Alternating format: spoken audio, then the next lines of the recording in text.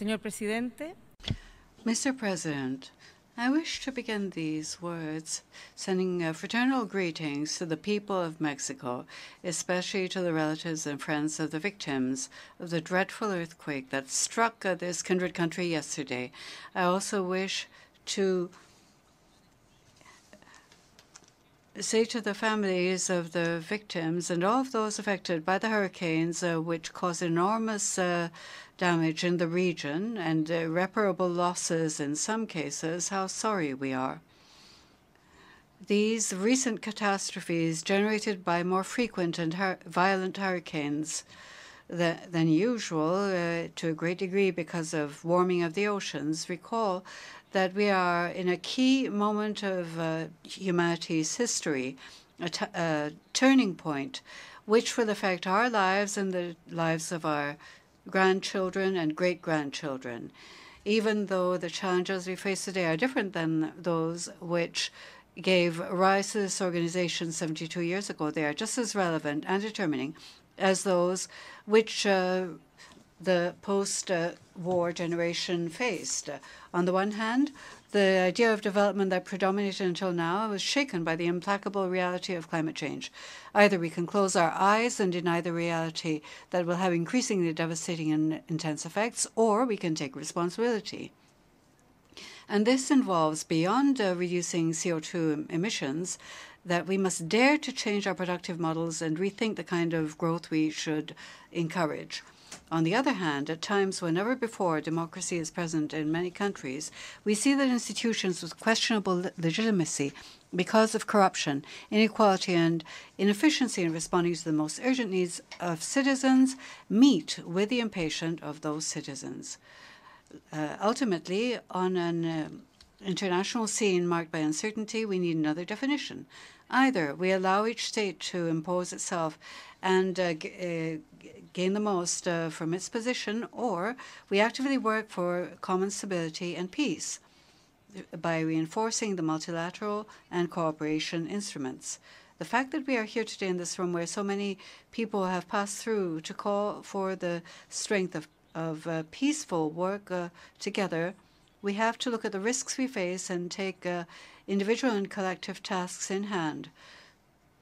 I bring today the voice of Chile, a country which has learned from its history, a country which has known pain but also hope. My country, beyond its geographic location at the far south of the American continent, is not distant from the world. It is, quite the contrary, a full part of the world. We know that many of the local challenges we face today are also global challenges, and that each global challenge must also have a local response. There is no space for fatalism in response to these challenges. I wish to bring a message of realistic optimism today. It is possible to reverse past decisions, overcome inertia, change our course, and it is possible for either large or small countries to do so, whether they are in the center or at the periphery. The major strength of the 2030 Agenda and the Sustainable Development Goals is precisely not only that they propose a new focus to improve the living conditions of people, they also propose that all of us do it together based on our own strengths. Our commitment to national tasks is extended in contact with others. When we face the definition of joining the fight against climate change or not, we have never doubted, because there is no space for denial or for selfish positions. In line with SDG 14 Oceans of the Paris Agreement, my country has established a national action plan for climate change. The ongoing measures include the green tax on CO2 emissions from stationary sources and transformation in our energy sector. We have moved from 6.3 to 17% of renewable energy in our energy park, and our proposal is to reach 90% by 2015, and this is because we already have begun the energy transition. Also, we are active in Our Oceans initiative, and we are creating new marine parks and protected marine areas. Although we have made significant progress in this direction, we are aware of another major challenge to marine ecosystems, which are plastics. Year after year, 8 million tons of plastic reach the sea. They are there for hundreds of years. They generate an enormous negative impact. To deal with this problem, we are part of the UNEP's Clean Oceans Initiative. On the local level, we will present a bill prohibiting the use of plastic bags in coastal cities. This will make it possible for citizens to contribute to the protection of the oceans, and we will be the first country in the Americas to implement this kind of law, and we call on other countries to take the same responsibility. The Montreal Protocol, which made it possible to recover the ozone level, recently celebrated its 30th anniversary, and I wish to announce that my country has just deposited the ratification of the Kigali Amendment to this protocol, the purpose of which is to prevent climate change at 0.5 degrees Celsius. Chile is one of the first countries to ratify this new agreement, and that is not all. With the creation of a network of parks in Patagonia, we have added 4.5 million of green hectares, extremely rich in biodiversity, which are now under state protection.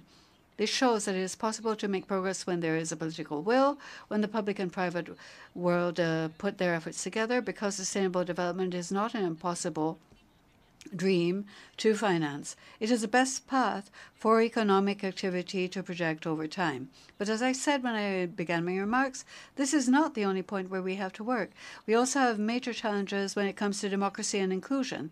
International experience has helped us and alerted us to the need to better our democratic institutions, as well as transparency and honesty, both in the political and the business world, putting an end to corruption.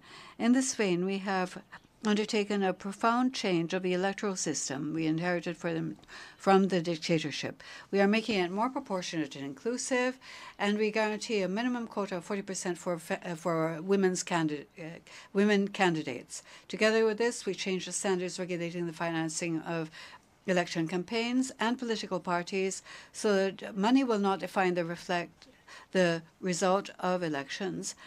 But we understand that the strengthening of our democracy is not enough if we do not also respond to the demand for greater individual freedoms and rights for people.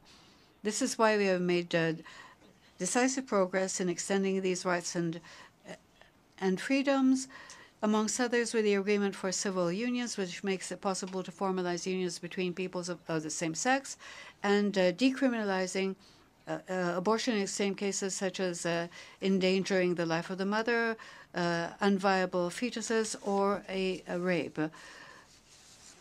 Chile needs technical expertise in the most needed areas for its development. We have therefore reformed the educational system from the elementary to the highest level. Public education is at the center of this movement. We are guaranteeing increasing levels of free education, first for families with lower incomes, and we hope to reach universal free education. Our idea is that there is no individual progress without collective progress. There is no lasting well-being where a few privileged groups lose their connection to those who have the least. This is our way of making it real that well-being is established on common links and universal values for it to be true well-being. Lastly, when it comes to the third definition, I wish to say straight out that Chile has a strategic course towards peace, democracy, human rights, and free trade. I cannot fail to mention the crisis of our kindred country, Venezuela. Chile, together with 11 countries in the region, has called for a credible dialogue between the government and the opposition. We are prepared to play the role which Venezuelans believe appropriate to get concrete results and fully restore democracy in that country which is so dear to us. Along the same vein, we are not the only people to express our concern about the threats to peace in other areas of the world, the Middle East, areas of Africa and Eastern Europe, and especially the insistence on the use of nuclear weapons, which test peaceful coexistence to the utmost. As we have indicated publicly, it is our hope that the DPRK will put an end to nuclear tests, comply with the resolutions of the Security Council of the United Nations, contribute to guaranteeing lasting stability in Northeast Asia, and resolve the situation through peaceful diplomatic and political challenges.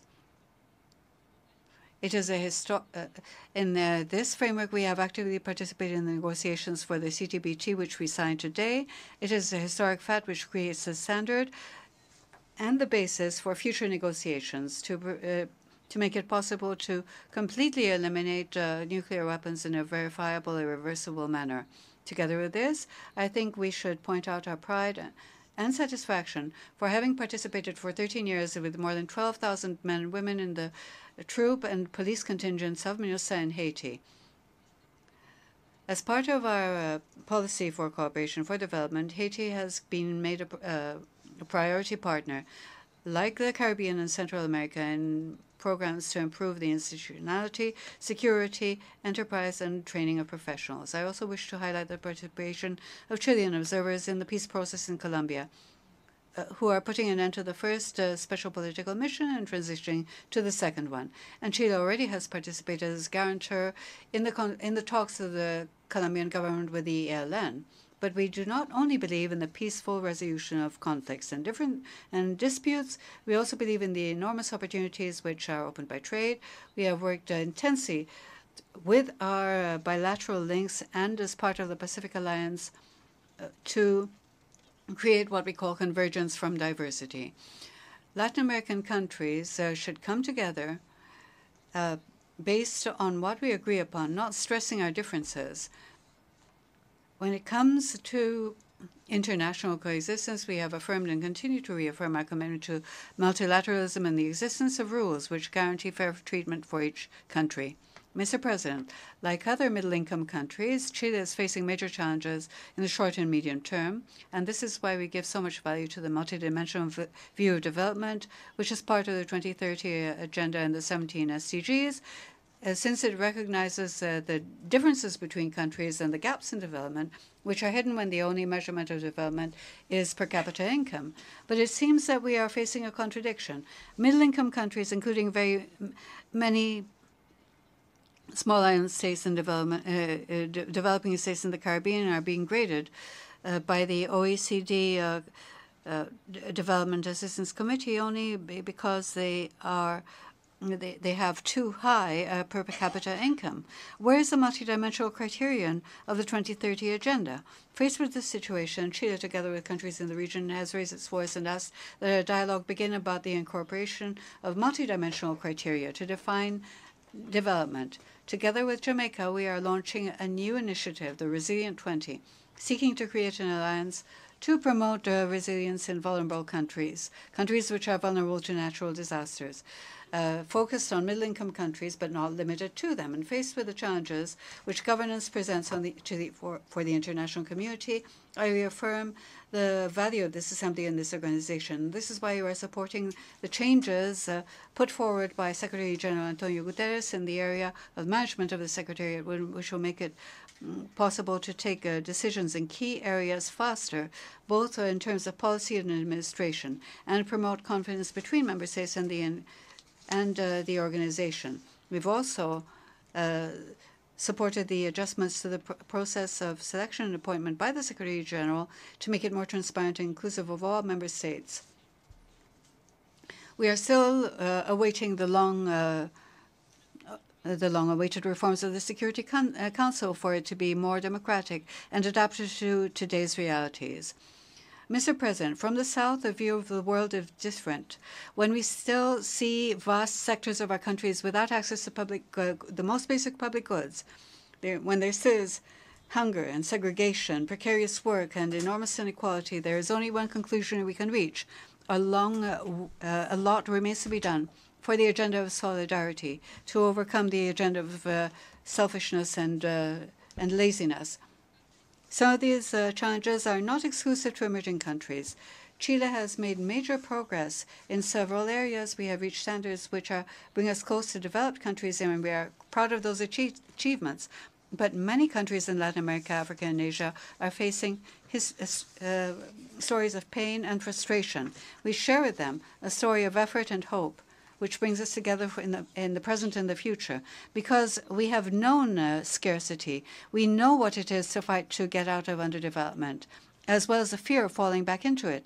And we know what it is to be a country of a middle-income country with a solid, healthy economy. We are aware at first hand of the need for change, but also we know that we have to change through solidarity, which we call upon for individuals and also for peoples to cooperate, to share, is the first movement of societies to care for themselves, to see the present and the future with greater certainty. Today, the needs of the global scene are different, it's true, but they're urgent and they call for historic efforts of all to cooperate on the level of each country and on a coordinated level between countries, oriented by a clear agenda, inspiring all of us, and which we can all contribute to. Thank you very much.